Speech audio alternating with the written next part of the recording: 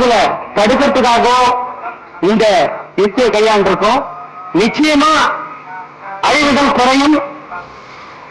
உலக நாடுகள் எல்லாம் நம்ம திரும்பி பார்த்தோம்.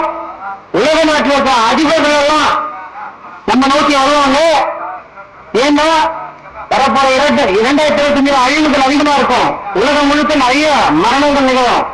ஆனா நம்ம தமிழ்நாட்டில் இந்த இடத்துல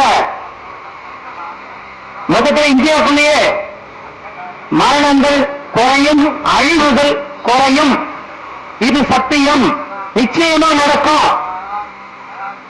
அப்படி நடக்கும்போது எல்லாரும் நம்ம நோக்கி வருவாங்க. ஒரு கைப்பிடி சாம்பல் எடுத்து அந்த நாட்டில் போட்டாலும் அந்த நாடு சுபிட்சமா மாறும். இந்தியா அழகா மாறப்போகுது. இது மிகப்பெரிய ஆன்மீக புரட்சியாக போகுது. இதுதான் நம்ம நாட்டோட எழுச்சி. சொர்க்க பூமியா மாறப்போகுது. அதுக்கான ஆரம்பம் இது. அதனால தயவு செஞ்சு எல்லாரும் வந்து இதை கலந்துக்குங்க. உலகம் முழுக்க இருக்கிற அத்தனை பேரும் வந்து இதில் கலந்துக்கிட்டு அதுக்கான பலனை பெறுங்க. முக்கியமா அகால மரணங்கள் நிகழக்கூடாது அப்படின்ற ஒரே நோக்கத்துக்காக தான் இந்த சாமத்தை ஆரம்பிச்சிருக்கோம். மூலிகைகளால எல்லாத்தையும் கட்டுப்படுத்த முடியும்.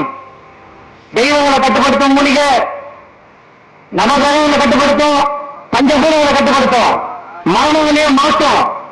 இது சயின்டிபிக்கா உண்மை.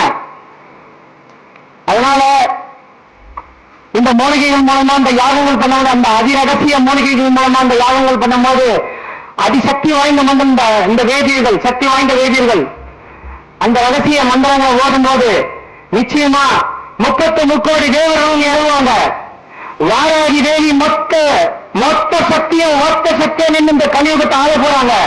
உலகம் முழுக்க வளர போறாங்க. நன்றி, வணக்கம்.